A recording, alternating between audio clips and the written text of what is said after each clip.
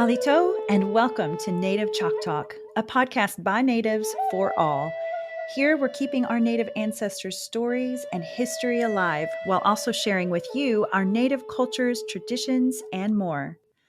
I'm Rachel Youngman, a Choctaw originally from Anadarko, Oklahoma.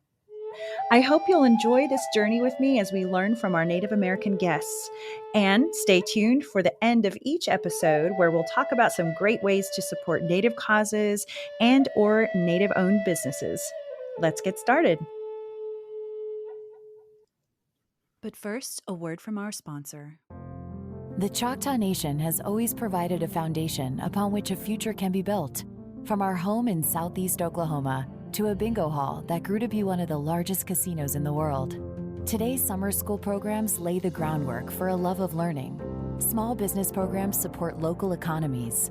And with over 10,000 jobs created, Choctaw offers financial stability to tribal members and our neighbors. Together we build success, because together we're more. Our Choctaw people were once torn away from their ancestral homes in Mississippi, Arkansas, and Louisiana, and forced into an unknown land in Indian Territory, now Oklahoma. Some traveled through the harshest of conditions during a record-breaking freezing winter. Many of the elderly, the young, and the sick went home to meet their creator as their bodies were left along the Trail of Tears without proper goodbyes and ceremonies. Their possessions, ancestors' burial places, and history may have been left behind in their former states, but pieces of their hearts were left along this so-called trail, so aptly named for the mourning that accompanied their losses along the way. But there's more to this story beyond the shedding of the tears. Throughout the dangerous journey, a sort of contradiction arose to counter the sadness. An unlikely sound could be heard sweeping through the trees, bouncing off the flowing rivers, and carrying up into the heavens the sound of voices sung by Choctaws. Beautiful hymns, Choctaw hymns, breathed with passion, courage, and nostalgia, all emanated from the weary travelers' voices.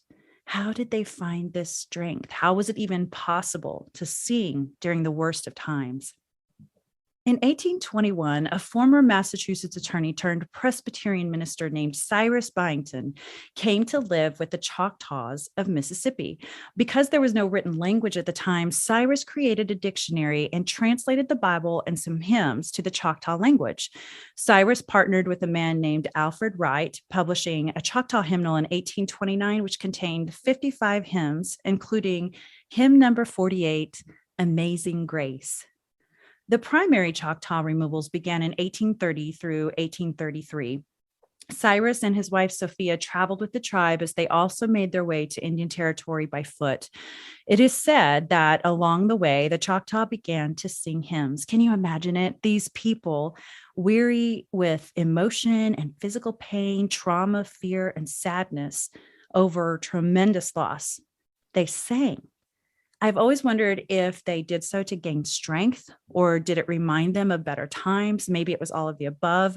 And I bet those forests became even more beautiful with those sounds echoing through the trees. It would be 45 years that Cyrus and his wife devoted their lives to living with, teaching to, and learning from the Choctaw. At least 9 editions of the hymnals he started have been published since the first one was written. And today you can visit deep in the heart of Choctaw country and see churches whose members are still singing the hymns of their language. You get the sense that these are much more than just songs to our people. Beyond the worship, you can almost sense a oneness with ancestral voices drifting along through those leaves and those trees along that journey that would change lives forever. There's a reason today's guest is known as the voice of Chahta Taloa, or the voice of the Choctaw song. Her mission is to honor her ancestors by singing and recording all 163 Choctaw hymns, and she truly has the voice of an angel. But not only that, she also was crowned princess in Native American pageants. She was a board member of and ambassador for the Okla Choctaw clan of California. And to all of this, I say, you go, Choctaw Ohoyo. Everyone, I'd like to introduce you to Sarah de Herrera. Sarah, welcome to Native Chalk Talk. Yakoke, yakoke. Thank you, thank Woohoo! you. I was so excited for today. I waited all day for this. Me too. I've been looking forward to it. Well, thanks for joining me. And it's funny because I heard you singing a long time ago, and I was looking at YouTube videos of Choctaw hymns, and I was like, wow, what a voice. I had no idea I'd end up meeting you someday. So 163 hymns recorded in Choctaw. You'll create like a new category for Guinness Book of World Records. And I got to thinking we should totally make a native version of the world records. What do you think? I think that'd be a wonderful idea. We'll get right on that in our spare time, right? Yes. Well, don't worry, listeners. You will get to hear recordings of Sarah singing in just a bit. But in the meantime, we all want to know more about your world and how you got started singing and got into American Indian pageants and all that. So, for starters, you were born in Valencia, California, and you came busting into the world singing and also telling your elementary teachers what's up. So, tell us about what you said to your teacher when you were 7 years old. I love this story. So my second grade teacher, she had tried to tell the classroom that basically in our social studies book, which had a Native American pottery depiction of a Native woman on it, and to tell us that Native Americans no longer exist and that they were extinct. And so in my head, I thought, wow, I'm part zombie or something. You're a walking dead. It's a miracle. It was just a weird thing as a child, and I told my teacher, I'm like, no, you're wrong. Like, I'm Native American. This is who I am. My grandfather's Native American, my mother's Native American, and you can't say that. That's not the truth. And Wow. that's how I taught the teacher a lesson. I love this so much. And it was really like, hey, I'm Sarah. I'm Native. I'm still here. We're still here. We're not going anywhere. Isn't it crazy though? I mean, I don't judge, but it is surprising that there are people that really don't know that there are Native Americans out there. And for you and I, we grew up in those communities. We saw that our whole lives. And it wasn't until I moved away from Oklahoma when I was in my 20s that I was like, oh, I didn't realize there weren't Native Americans everywhere. Wow. Yeah, it's really surprising because especially too, California has like a huge Native population, and to hear that in Southern California is something that shocks a lot of people. I bet. I bet. Well, way to go, way to represent, and just let people know that we're still here. So you've also had success in the pageant world, as I mentioned earlier. So tell us about your crowns. So I had received the 2008, 2009 Miss Okla Chahta Clan of California Princess back when I was 13 years old. And that was something very unusual. They had only ever crowned someone like the top princess, if you will, once before. And so I had taken on the role that many 22-year-olds would take on. So, and that's because the judges felt that I could live up to that expectation. And so I had surprise there. Yeah. And so I had done that. And then I wanted to run again when I was a little bit older. And so in 2011 to 2012, I was crowned Miss Okla Chahta Clan of California Princess. And that was when I was 15. And then I competed for the Miss Indian World pageant in 2018 at the Gathering of Nations powwow when I was 24. I love this. And it, I know that when people think of pageants, they think of these like beaded sequenced gowns that, are very glamorous. And of course, definitely not Native looking. And I love the way our princesses look in the Native world when you do have your pageant. So tell us more about the regalia. And I know sometimes you're holding baskets, and tell us more about all of that. Well, the regalia definitely, at least for me, has very significant meaning.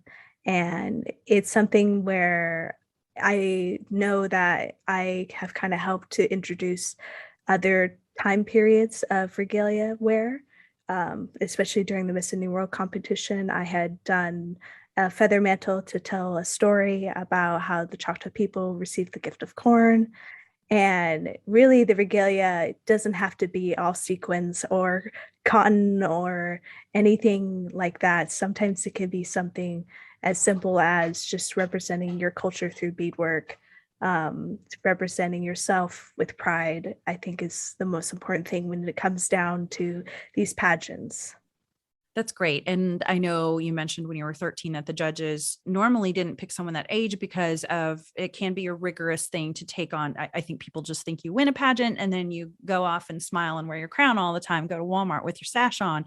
That's not the world of the pageants. Once it's over, you have a big responsibility to represent, for others, it's states. For you, it's, the Okla Choctaw clan of California, and to represent natives in general. So what did you do during that year that you had your reign? So when I was 13 years old, I had gone to at least, I want to say over 30 powwows within the area in Wow. California to try and essentially guide people who may have misunderstanding of what Choctaw culture is versus what powwow culture is, and to Mhm. try and help them to find services and things like that for themselves as Choctaw members. So literally, that was me going out looking for people, essentially indirectly, while representing my culture at powwows to say we are here and that we are present. It's great. And I know that it's not always easy. If you're in Oklahoma, it's a whole lot easier to find those resources. But for those who are scattered in different states, like I am right now, I'm living in Illinois right now. And same thing, I have to go try to figure out, are there any other Choctaw around here? It's really hard to know. And like you said, too, I think something that some people don't know is not every tribe does powwows. And so I think it's great that you showed some representation there too at the powwow. So that's a lot to hit in one year. It's great. Yes, yes, it was. It's hard to think back that was my life, like going to powwows Right. every weekend, balancing homework, doing all that. It Yeah. was a lot to handle at that age. But it's not surprising because I find it interesting that you also started college at age 14 while you were in high school. And then you graduated high school with 1.5 years of college already completed. Way to go, overachiever, and make us all look bad. But what did you study in college? I studied business administration and I received my bachelor's from Cal Poly Pomona, and I also had a minor in Native American Studies. It's wonderful. I've always wondered, what are those classes like for people who are thinking about getting into, whether they're just taking it on the side or they're also getting a degree at the moment and they think about minoring in that. What do those studies look like? So they were very diverse, and they weren't just like one specific region based or anything like that for my degree area Hmm. program that was offered. And so pretty much it was something where I had guest lectured a little bit to kind of help people get a different perspective of Native Americans besides just one direction that my teacher had. And she was much older. And so she had the May professor. I mean, she had wanted to do all that. Well, that's great. Was there anything else on that subject of the studies, the Native American studies? With that, a lot of it involved outreach. So I went to like Sherman Indian High School to actually go out and like represent Cal Poly Pomona and do many things with the school, and even go back to after I had graduated to teach like ribbon skirt making workshops and stuff like that. Ooh, fun. For you listeners, this Cal Poly graduate was also the first recipient of the Okla Choctaw Clan of California Ambassador at just 18 years old and was voted in as a board member as well. Sarah also sang the national anthem at the Okla Choctaw Clan of California gathering at 15 years old. So her pipes were already getting prepared for what was to come. And she sang at the Native American Smithsonian in Washington, D.C. for Choctaw Days at the Smithsonian. That would have been fun.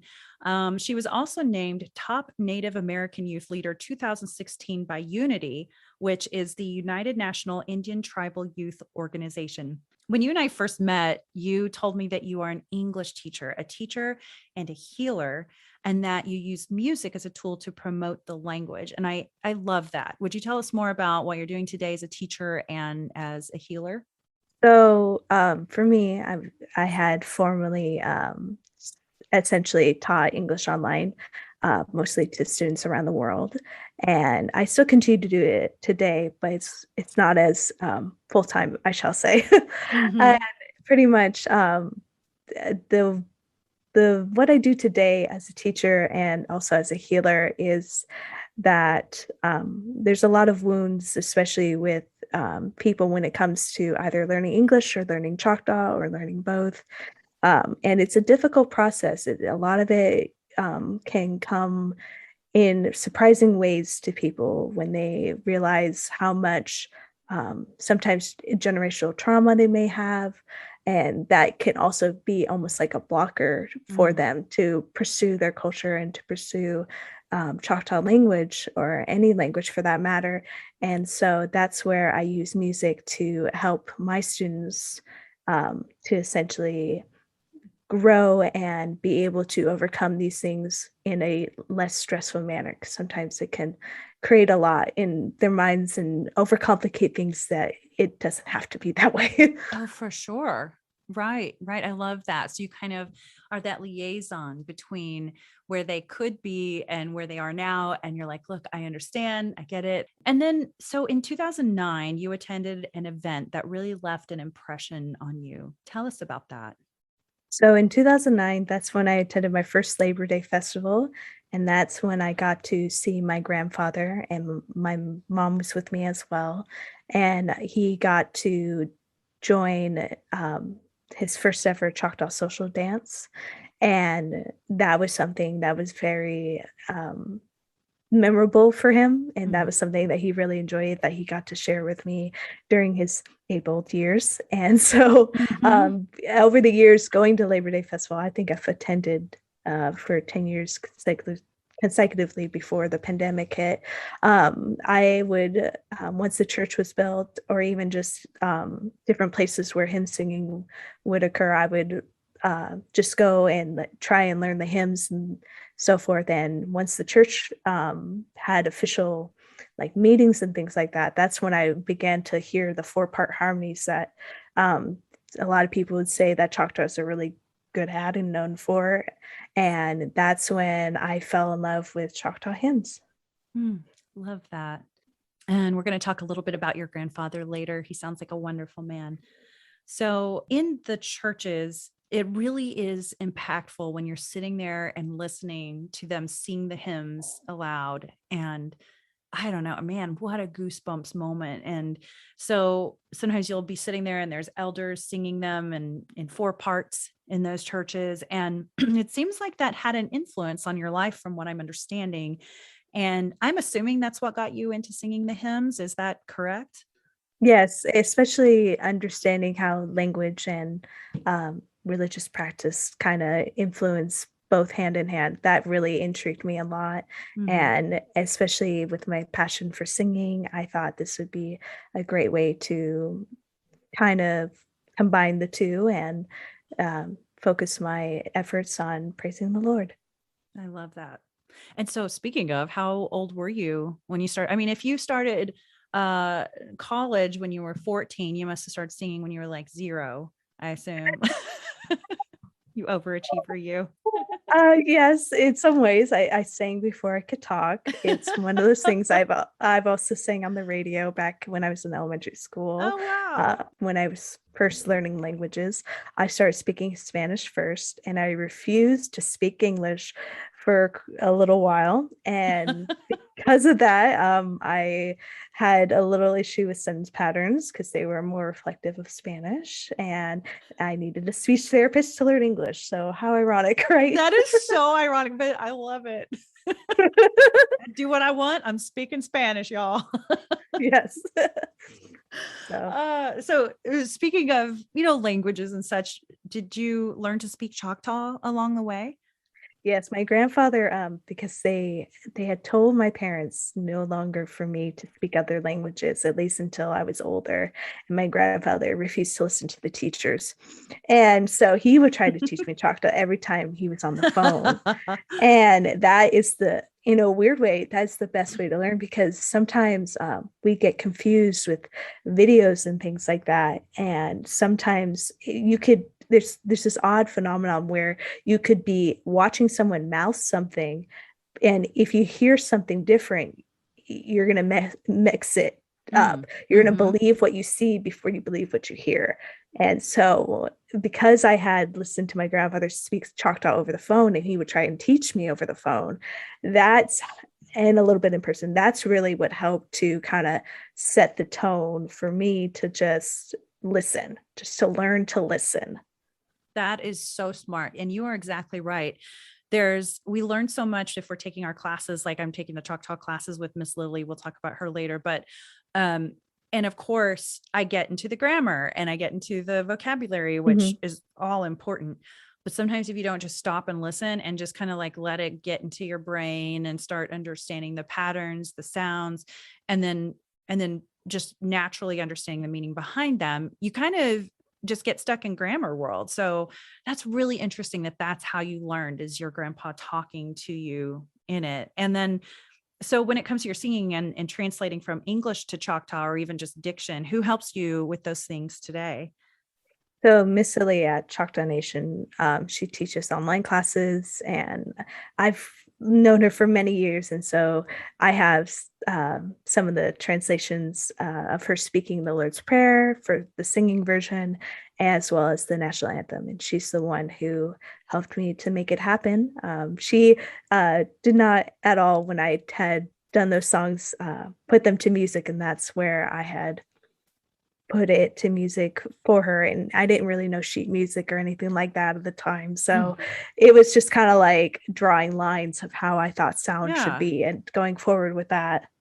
Well, and it obviously worked. She understood what you were doing. So Mhm. um that's great. I love that because our Choctaw Nation provides so many resources. So you don't even have to be Choctaw to learn the language. We're all on a mission right now, to really all of us tribes basically that do have speakers that can also teach. We're on a mission right now to not let our language die.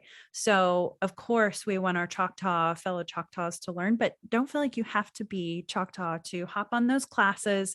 There's a link on my Native Choctaw website that has the information that you'd need to be able to enroll in a class. You enroll once a year, and there's day classes, night classes. It's all free. You do have to get a book, but that's pretty easy. And my classes that I take, my sister and I take, are Tuesdays and Thursday nights at 8 o'clock p.m.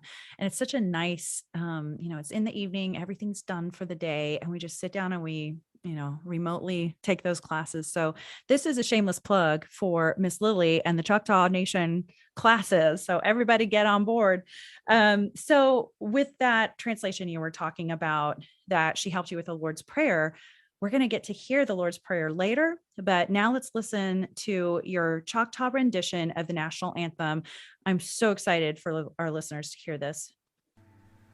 Oant ich bisa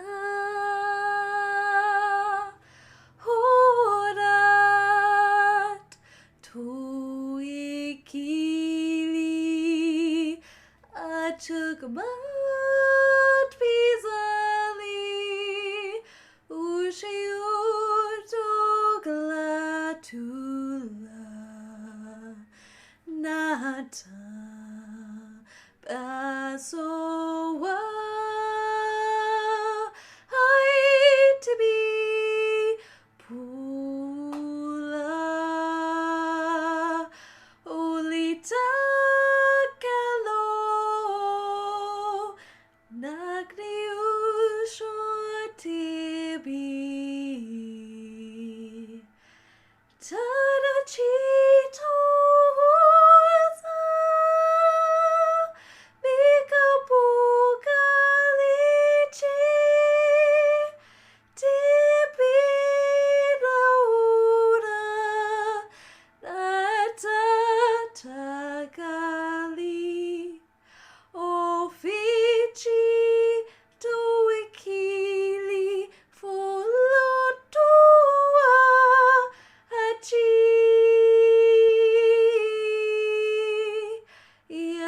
Put Yukakio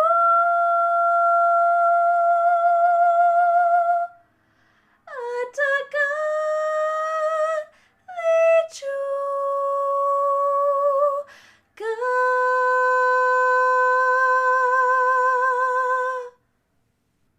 Absolutely beautiful. And getting to hear these songs we know in our language is so unique. That song is very, very hard to sing in English. I can imagine it's also hard to sing in Choctaw. So, and hitting those high notes. I mean, how do you do it? For me, I was very thankful that I had a lot of practice when I was younger with singing high notes and things like that. Yeah. But the reason why I even had, I guess, a desire to sing it at all in Choctaw was because I would hear it at our chief's inaugurations, and that's when I was like, "Why are we doing it in English?" Right. And that was when I was like, "No, we need to," or even for veterans Hmm. and military.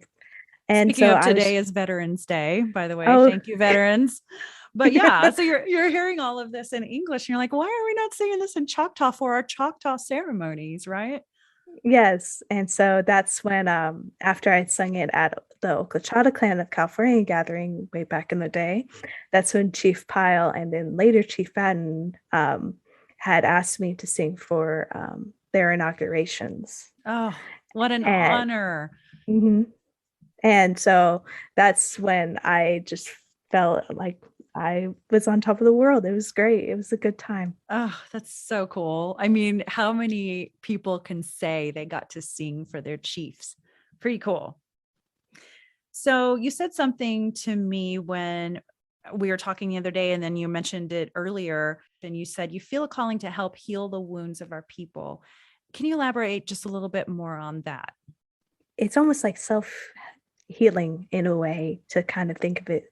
Um, I know that these are wounds that for our people, whether it just be Native Americans in general or just Choctaw people, these are things that really we all feel and that we all have a calling to our culture, and finding that path can be really difficult for a lot of people. And so that's where I just felt that when I became princess, that this was my duty forevermore, that I would help my people to find their way to the nation, and not just simply going to the Right. culture center or anything like that, but Right. actually meeting the people and actually feeling a true connection to the community that is there, as well as those abroad.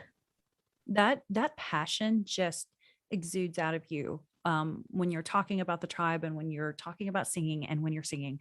And so we thank you for that. So something very important among all the things you do is this recording of the 163 Choctaw hymns. So why don't you share about that big quest that you have on your plate? So for me, thankfully we have at least a uh, sheet music and things like that for it now. But it's really something where I hear so many people play the old elders recordings, and they're beautiful, but I want people to sing it now. I would much rather people take my recordings, learn, and have the courage to sing the Choctaw hymns and preserve it and keep going with it. Even, if they want to embellish it, that's okay. It's one of those things where it's a very personal yet outward performance to praise the Lord. And that's really what I wanted to really focus on, was to allow people to have these hymns to be able to sing at home, especially during the COVID pandemic. Oh, yeah. Right. That's so smart. And so, what's it like to sing in the Choctaw language for these hymns? Having a degree in music myself and voice, I know that placement of syllables is important. So, pairing a native language with very English American hymns has to be a challenge, right? Yes, especially even if you're going to go off of from hymns to other Christian music to even like pop, there's a lot of you have to really understand the language to know when to hit that note right, and to know that Hmm. that is what you're saying, and that way nothing gets miscommunicated.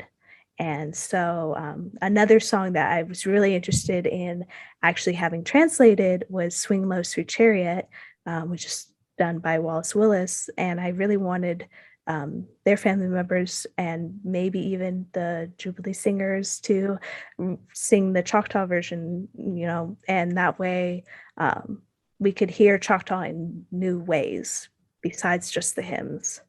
So you're already in touch with these family members of Wallace Willis, who's obviously the writer of the song. So you are in touch with his descendants. Yes, Oh, absolutely. that's so So interesting. And it's a so do you, small world. it is, isn't it? Oh my goodness, the people you meet along the journey. Mhm. So do you think that this will happen, that you guys will all get together and get to record this together? Yes, so the family, they had all come together and they are total okay with it and everything like that. Well, that Mhm. that's so exciting. Please keep us updated, and I want to be sure to post that on my native Choctaw Facebook page once you've put that out there for the world to hear. It is going to be absolutely beautiful, and I'm already getting just kind of goosebumps thinking about this happening. So, you have a favorite hymn. Tell us which one it is. So it's really interesting because a lot of people think it's the one that I have on YouTube, and the way I sing it on YouTube is my favorite version of Choctaw hymn number 28. But actually, the reason why I even sung it to the tune of Amazing Grace was because that's what most people are familiar with. And at the time, I didn't know enough about the tune to really give it a proper performance. And so the actual translation of the real Amazing Grace is much more difficult than Ah, a lot of people realize. And so once that came way, that's when I sang it later for an Irish event. So that's kind of one of those things where a lot of people get them confused, and that's actually something that's very common, to sing the tunes in like Amazing Grace or something very familiar for people, so that way they can focus more on the words. yes, that's really smart. So, and I'm sure our listeners are curious what it sounds like in Choctaw by you. So let's play hymn number 48, Amazing Grace, originally written by John Newton. Shiloh, Bisho, Lito, Pama, Ishbi, Tipu, Lacha, Ata, Gilbasha, Pia, Ishpiyuk Palashki, Pichu Kashrusia Tukma, Adi Shokta Lashki. Ishpio bichikma aro ichimaya dishki shilo bisho lito pava pianuk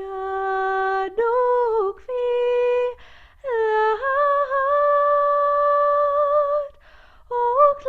oklilika diahoka ishpi adobashki Pichuka struka gloyoka adpi hopolachi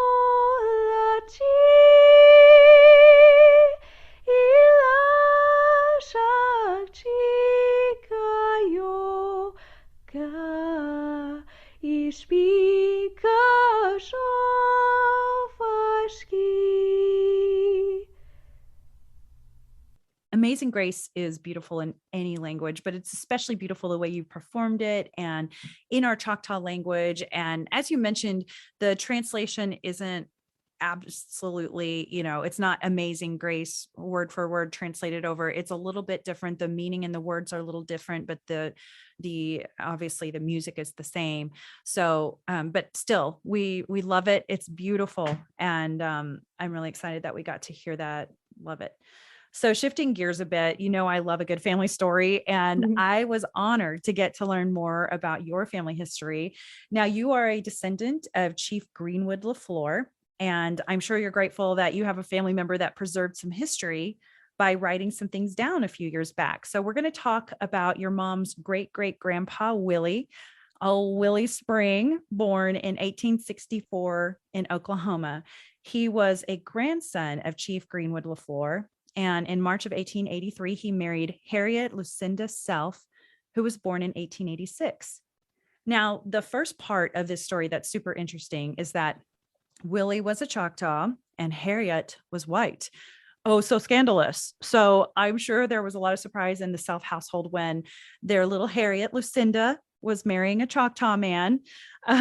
So you shared with me an interview that someone had done with Harriet. Now, where did that interview come from? Do you know? I believe it had come from when the uh, BIA, they were looking essentially for Choctaw stories, and they were interviewing a bunch of people. And I want to say you can find it, I think, with the Dawes rolls, if I'm not Okay. mistaken. But it's just one of those things where it's a family story. We have it. Every person has a copy of it, and it's really interesting to kind of hear. Oh my Definitely. gosh, right? Yeah, Yeah. yeah. You and I talked the earlier about how I was up until almost 3 a.m. last night because I was reading more and more about your story, and I got on ancestry.com and I was following these rabbit trails all over the place. I mean, the world you opened up for me is just nuts. I can't stop with the story. It's so fun. But I love that they fell in love. It's a love story. It's a record of their history, but it truly is a love story. So I'm going to go ahead and read from the information that you gave me that we're not totally sure where this actual story is in the records, but I'm sure we could dig around and find it. So sorry for not referencing that, but I think our listeners are going to love this. So this is again written by Harriet about her life with her husband, Willie.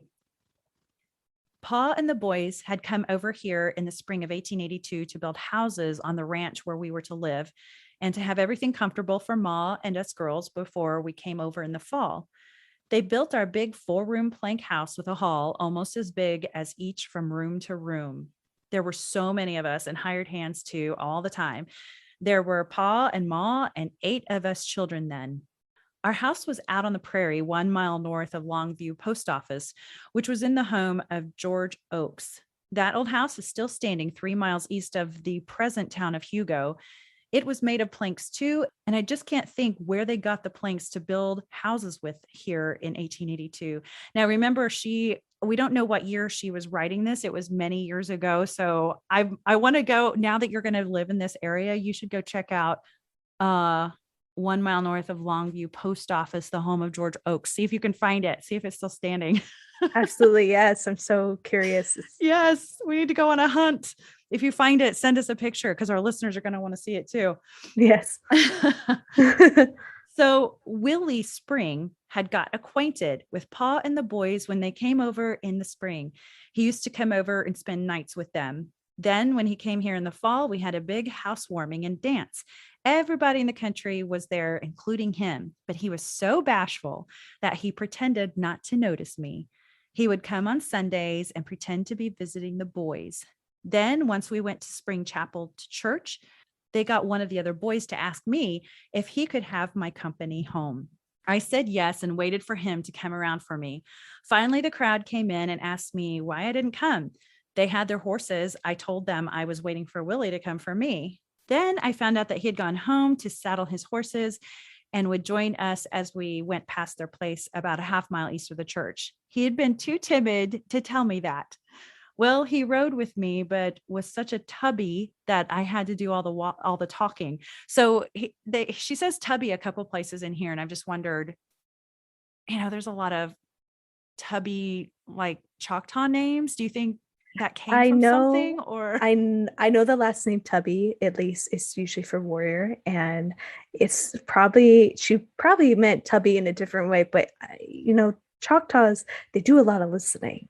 Mhm. And especially the more traditional they are, they do a lot of listening. and rather than talking. So it's one of those things that's just like really resonates to today. Yeah, right. Yeah, I love that little view into the past. Okay, so soon after that, he sat around our house a half day before he got the courage to ask me to go to a dance with him. Then, when we wanted to get married, he got his Uncle Jim Spring to ask Pa for me. Bless his heart. It's so funny. Uncle Jim was sheriff of the county. And when he rode up to our house, Ma, Sister Nanny, and I were quilting. Ma just wondered and puzzled over why the sheriff came and asked for Pa. He was down on the creek making rails, and Ma blew the horn for him to come to the house, but she didn't ask Uncle Jim what he wanted. She blew the horn. That's awesome. Women those days didn't ask anything about their husband's business. Ma never knew where here a bunch of cowhands were going when they rode off in the morning, unless they were going so far that they would need lunch or a chuck wagon. But I knew what Uncle Jim wanted, and right away, I asked Nanny to go down to the spring with me after some water. Ma told us to try and get the quilt out before sundown, that there was plenty of water up for the night. I insisted that I wanted a fresh drink, and I sure did because I was so excited my mouth and throat were dry. We went to the spring and tried to stay until Uncle Jim would be gone, but we couldn't. He stayed so long. We went back to the house and found Ma crying. Nanny asked what was the matter, and she said, I told Bill when he wanted to move over here that some of our children would marry Indians. So great. And sure enough, we did. 6 out of the 10 of us married Choctaw Indians. I married Willie Spring. Nanny married his brother Basil. Tom married Annie Usray. Dave married a full-blood Choctaw girl, Ellie Fisher. Our adopted brother, Bill Russell, married Emma Usray, and our youngest brother, Doss, married Sarah Spring. Doc, George, and Frank married white girls, and Walter was killed at 16. So I read that like twice last night because I thought that was so funny. Her mom's in there crying, oh no, when we move here, everybody's going to marry Indians, and they did. It's funny to think that way because especially like as a young woman, I get that now, and instead it's a good thing. Exactly. It's like, you better marry yourself an Indian. It's so different. Keep the Choctaw line going, please. Oh, it's so cool. And I also, if we have any listeners out there that have the last names Usray, so it's Usray, last name Spring, Fisher, I'm always kind of trying to keep us all connected. If there's any family members of those people, descendants of those people that want to chime in, we'd love to hear from you. Of course, every girl wore home knit woolen stockings then when the weather was cold. It was in March when we were married, and I had on mine. When we got over to Willie's father's house, I discovered that he had on thin cotton socks. I was so afraid that his feet would freeze that I went back to Pa's and got some wool and carded, spun, and knitted him a couple pairs of socks within the week. So sweet. I love that. His folks thought that was wonderful. They were just tubbies and didn't do anything that they could get out of doing.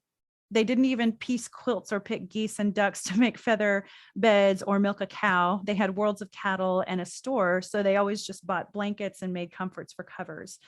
I had been raised to work and make everything that we used. We girls knitted our own stockings and made our own quilts and clothes.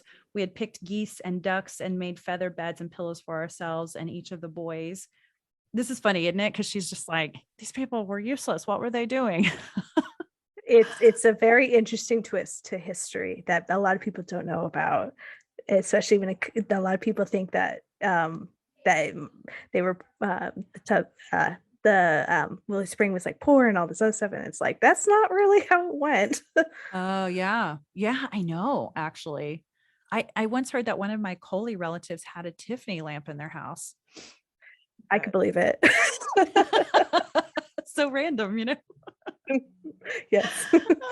That's one thing though about our Choctaw relatives. Some of like my relatives, I think that were back in Mississippi, did really well for themselves. And then they came over during the removal, and it was a rough time for quite a while. And then they actually became pretty prominent, as the newspapers called them. And then there were some murders that happened, and the whole family fell apart and fell into poverty and were sold to white guardians and things like that. And then eventually they kind of came back, and they always do. They're successful. Resilient. People.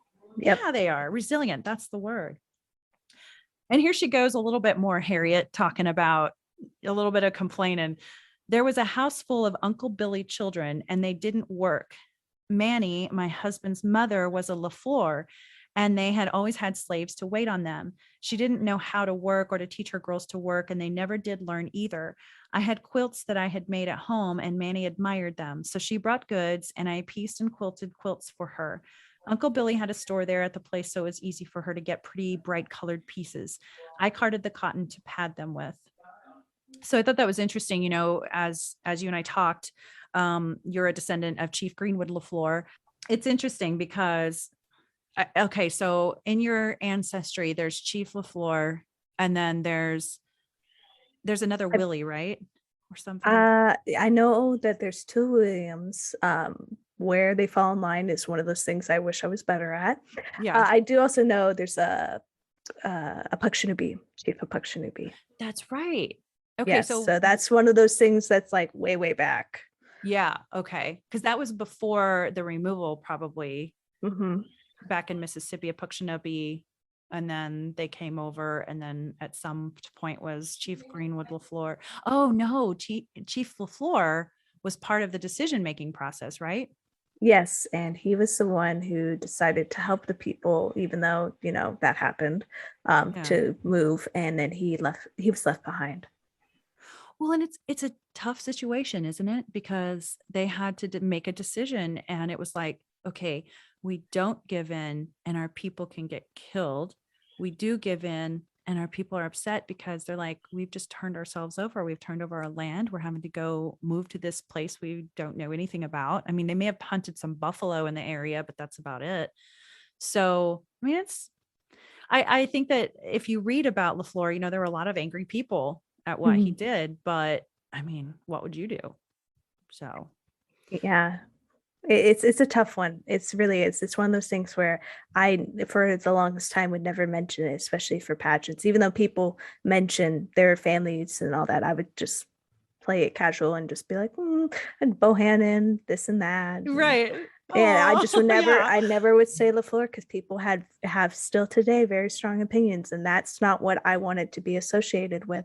Oh, yeah. I can understand why, but at the same time, I mean, you had nothing to do with that. And yeah, can you imagine a native pageant talk about, your ancestors are LaFleurs and you get tomatoes thrown at you? Other people would be like, what did she say? I don't understand. So yeah, it's a sad history, but it was our history. It's part of it. So but obviously the LaFleurs were doing very well for themselves. And it sounded like what Harriet was complaining about was like, I had to teach them to start doing these things because they didn't know how to do a lot of stuff. And again, not their fault. That's just the way they were born into their family. So after I moved away from there and was on a place of our own, I got a flock of geese and went to making feather beds and pillows for my fast increasing family. I sold a few feathers along. I got 50 cents a pound all the time. We never saved any kind of geese or duck feathers. The feather money and the wool money always was the pin money for the woman of the family. That was understood. She even had to pay for the shearing of the sheep with her wool money. My mother furnished her home with wool, feather, and egg money. I heard her say once that she was married 40 years before my father bought her a dress. She had plenty of clothes too, nice ones. Ma smoked a pipe. This is fabulous. My father's mother was blind for 17 years, and she would have us to light her pipe by getting coals of fire out of the fireplace. Then we would have to get it going for her. Ma and I both got the smoking habit. She always had those little clay or stone pipes. I still have my mother's little old pipe and smoke it until I broke the stem the other day. Every day at 10 o'clock, Ma smoked. She sat down and smoked for 1 hour and read. It mattered not what there was to do. Ma smoked and read for 1 hour each morning. Beginning at 10 o'clock, she arranged her work just that way. One funny thing was that Ma had false teeth and never wore them at home. She said they bothered her. So when they would go to church on Sunday, she would smoke on the way over while she could have her teeth out. Then she would have to have some of us girls go down into the bushes with her short after dinner smoke. She went to the bushes when she could take out her teeth. She said she could not hold her pipe with them. We would take big baskets of good things to church and stay and have dinner on the ground. Whatever was left, we snacked on it for supper and stayed for night services. Some of the boys would be sent home to feed the stock. Then they would come back. Here, I want to mention the reason that Granny always had us to light her pipe with the coal of fire. It was to save matches. We saved everything then. Wrapping paper was carefully cut in strips and pulled into a spiral, then flattened, and the end tunneled down to fold it. A whole vase full was always to be found in the mantles of nearly every home, and they were used to light lamps and sometimes pipes, but nearly everybody lighted the pipe with coals and fire. So carefully conserving things was perhaps one reason why we needed so little money. We made and saved so much at home. Willie lived 45 years and had 14 children. My husband was a good fiddler and played for dances all over the country for years and years. He was called Uncle Willie. He died in 1927. I love this story and how it gives you just this view into life into the 1800s. And so, I mean, when you read this, what do you think? It's one of those things that you just are grateful for the things you have and that you are grateful for a lot of things, but even too with family and mentioning that health and smoking and all that. My grandfather was the last to smoke, and that was one of his cancers was lung cancer. So it's really Aw. interesting to see the progression with these family stories of how people really live their lives and how that generational habits really affect people. Very true. Very true. And she didn't have teeth, and you have to wonder, I'm sure that came Mhm. from all that smoking. I can just picture Yeah. her going down to the bushes, gotta take a smoke. Oh my goodness. So, and speaking of your grandpa, so I'd love to pay tribute to your mom's daddy. So your grandpa as well. He sounds like he was just wonderful. So tell us a little bit more about him. So his name was William Colley, or Bill is what we would call him, Grandpa Bill. He grew up in Rattan, Oklahoma. It was nearby Antlers and not too far from Hugo. He grew up very poor. One of the things that he would always mention to us grandchildren is that he would hunt squirrel, and that was what his family would eat for Aw. supper. And he even had for one school photo, someone gave him a jacket to wear so he would look nice because he had holes in his shirt. And he even had shoes that he would get once a year. And that is essentially how he lived. And if he didn't have shoes that could fit him, he walked barefoot in the snow and everything. For real. I mean, it's like they try to tell us things like that, but sometimes it's actually true. Yeah. And so when he actually eventually left school in 8th grade to work in the oil fields in California after they moved, it was really important for him that we continue our education. And that's really what inspired me to get my bachelor's. Wow. Any chance you were a first generation graduate from college? I mean, my dad kind of ruined it. He Oh, he beat he you to it. no, he never graduated. He did a lot of tech things back in the day, and so the degree just wasn't of value, and he really pioneered that field. But his dad has a doctorate. He's a compound pharmacist. So he's someone who Okay. knows how to make medicine. So in that, technically no. Right. Okay. Well, still, Yes. it's pretty cool though. Yeah. On my mom's side, pretty much, yeah. Yeah, that's exciting. Congratulations. That's a big Thank thing you. to celebrate. So, and then you guys have and you mentioned Colley was your last name. There's a town named after your family, right? Yes, and I want to say it's called Colleyville in Texas, and we can't live there because it's too expensive. But but it's one of those things where that town was founded by one of the family members, and that was history. And we just moved to California, so that's They just get kicked how it out of went. your own town. In fact, I'm just looking it up here. It's the 10th wealthiest city in the United States. Oh no. Dang. Goodness. It looks like it's in the Dallas Fort Worth Metroplex. It's only 3.5 miles from the airport. Oh, Looks like a see, good place to live. I had no idea like exactly where it was on the map. I just know that's the thing, but I'm terrible with maps and graphs. So, one of No, those. no, it's all good. Well, the crime rate's low. I mean, I'm looking at this place, but I don't think I could afford it. So we can at least go visit it next time we're in Dallas. But Yes.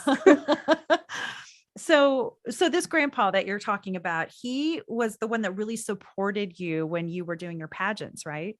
Yes, he helped with cultural things and he really was very stern. He's like, if you're going to be a princess, that means you have a lot of responsibility because Oh, you have a lot to restore and live up to because he was the one who told me to never mention LaFleur and all that because he knew the history well enough to be like, this will be to your detriment.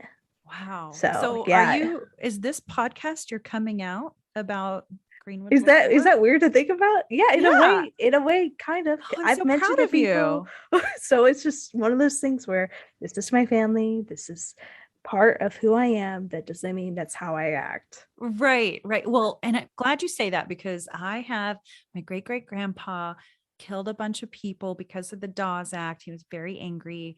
I don't know if Choctaw scalped people, but he scalped some people during that time. It's in the newspapers. It's gruesome, some of the things that he did. And I have his picture on my ancestry wall. So I have this wall of my ancestors and hanging up. And my daughter hates it. She's scared of him. She's like, don't put him up there. And I'm like, he needs love too, and I feel like we're in a time now where we can come out about those things. It's like, hey, I had a hoodlum for a great great grandpa. How about you? Oh, well, Yeah. my chief Greenwood LaFleur was was my ancestor. Well, if we do end up finding out if we're related, the Collies, when they were in Yeah. England, were and Ireland and all that, they were not the friendliest and nicest people.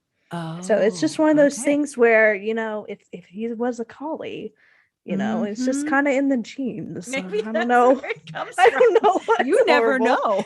You never know. Well, I mean, I think that, and I feel like I'm a nice person now. So I feel like I've broken whatever the collie thing was, if there Same. were mean collie people or I collie don't know how people. to start a fight or anything. Yeah, I right. will. So we're breaking the chain, man. We're breaking Yep. the chain. Well, thank you for, entrusting us with your family history. And I think it's very important and it's special and it's unique to you and well, and anyone else that's related to him, I guess, but it's your story and I'm proud of you for talking about it. So, but your grandpa was really big into saying, okay, this is how you be a princess. This is how you carry yourself. This is what you talk about. This is what you don't talk about. And in return, you made something special for him, right? Yes, I made him his first pair of pucker toe moccasins. Oh, what did he think? Did he love him? He was so giddy and so happy. And this is a Oh, very much a tubby. yeah, right, he, right. he had his words and he chose them wisely, but that was one of Yeah. the few times I saw him smile a lot. Oh, I love Yes. that. If you only could have captured that moment, with a picture or whatever. Yes. So it's interesting because with him until 8th grade, I think you said he was in Oklahoma and then they moved for work to California. So do you feel like he left some of that culture behind, or do you feel like, I mean, 8th grade is still old enough to be able to hang on to some of those memories and things. So what do you think happened with that family when they moved over to California culturally? So, what my Uncle Don tells me is that a lot of them adopted uh, white culture just because they wanted to fit in and they wanted to Sure. essentially assimilate and not be noticed. But Grandpa Bill, he wasn't like that. Mm. And he always was so excited to get the Bishknik and get Aw. everything like that. He was a real lover of the culture. And even though he may not have been a full-on participant, it was something that he wanted his children to have. And I think through him, a lot of my family members have said, now we feel proud to be Choctaw because of you, Sarah. Wow. Yeah. Wow. It's just one of those things where people are coming out and they're like, we're Choctaw. And I'm like, Yeah, we are. I'm glad you joined it. Oh my Joining the God. movement. Right. Welcome. Isn't it great that like these generations now, they're proud, they're being born proud, and it's okay now. And not only that, we're getting movies and shows and Mhm. awards and designer gowns and all these things. It's so cool. It just, I don't know if our listeners are getting goosebumps, but I'm really in the goosebumps moment right now. And he just sounds like such a good man, and just like he helped you when you were in pageants, you took care of him later in life, didn't you? Yes, I did. In 2018, I went to Kansas. I quit my job. I went out there with the feather mantle. He never got to see it made or be done because by that point, when I had joined my mother in his hospice care, that's when all four of his stage 4 cancers really took a toll on him. And then he eventually passed, but he got to be buried with his first and last pair of moccasins. Oh my goodness. So I think it's interesting that, you guys helped each other along this journey in life, and you made his very first and his very last pair of moccasins. Wow. What a guy, right? Mhm.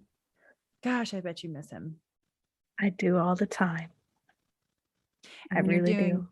when you're doing Mhm. some of the work you do you think of him and you're just like, oh, I know he's proud?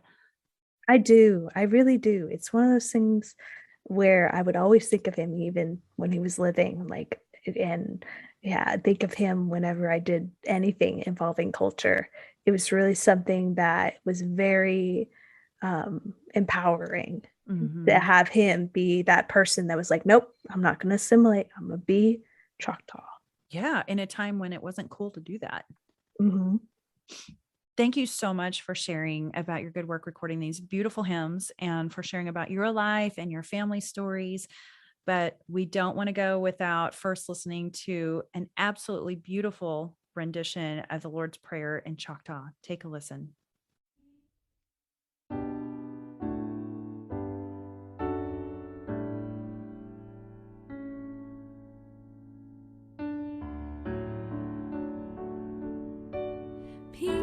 Pikia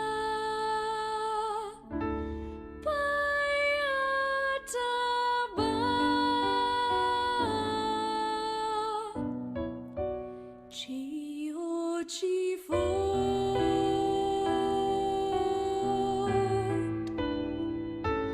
Holy Topa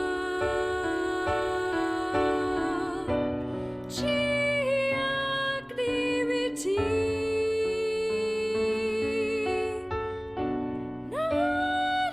Naraisha Nika Yakdipa Yuma He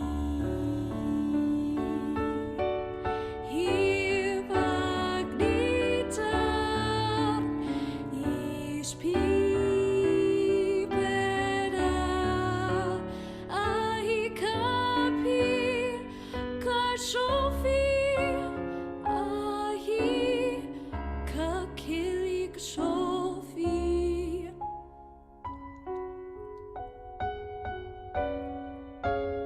Hanuk Palika Ispila Wilira Nakopulo Pilakovici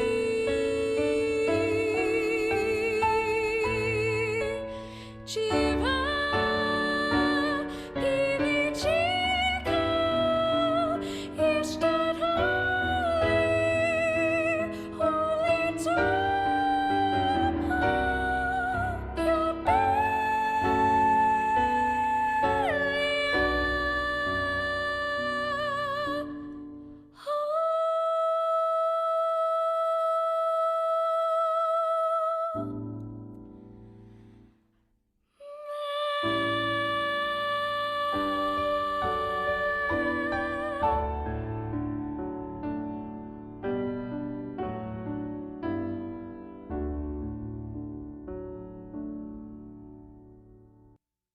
Thank you, Sarah, for sharing this gift with us. And I'm sure that our listeners were touched by this song and the others that we played. There's more out there. We're going to give you some information on how to see or how to listen more to Sarah's songs.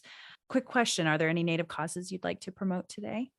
So I would like to promote the Okla Chahta Clan of California. They really helped me to form a bridge with Choctaws in Oklahoma, as well as outside of the 10 and a half counties to California and so forth. So any kind of donation of your time or anything like that is something that they really appreciate and they really value tremendously. And anything involving my singing and all that, that's where YouTube comes into play. And that's where I'll be uploading songs and things like that. That's great. So I'll also be sure to post some of these links onto my Native Chalk Talk Facebook page. Quick cheat sheet here for the Okla Chahta Clan of California. That's OKLACHAHTA.org. And then, of course, you can go to YouTube and put in Sarah de Herrera. And so, listeners, be sure to check out again my Facebook and Instagram pages. And finally, are there any words of wisdom that you'd like to share with our listeners? It's okay to be different. It's really not necessary to be just like everybody else. And it's okay to be that person that really steps out of line and steps in the direction to lead others in the ways of our people. And that's something that I really hope people can value. Beautiful. And maybe something else that, again, it was totally impromptu, that I want to add on to this. I don't normally do this, but it's to we may not always be proud of what our ancestors have done, but at this point we can own it and say, here's who I am, and here's my history, here's my family history, and be proud of that. So thank you again for just totally opening up about all of that today. I've loved visiting with you today, Sarah, and I know our listeners were blessed by your music. Truly, the voice of the Chahta Taloa. Yakoki. Yekuke. Potential is everywhere in the Choctaw people. It's in our schools and students. It's in our small businesses and entrepreneurs. Potential is in our lifestyle and health. It's in our culture and heritage. Passion and commitment is in our blood. Ingenuity and economy are a tradition. And the Chahta Foundation was founded for this potential: to cultivate minds and hearts, to stimulate ideas and passions, to extend lives and improve health through education, and to preserve and promote the power of our past. The Chahta Foundation, meeting the potential of the Choctaw people. Thanks for listening to Native Chalk Talk. Be sure to join our community on Facebook, Instagram, Twitter, and LinkedIn. Simply search for Native Chalk Talk. That's Native, CHOCTALK. And check us out at nativechalktalk.com. Stay tuned for the next episode. You're going to love it. Yakoki. Thank you, my friends.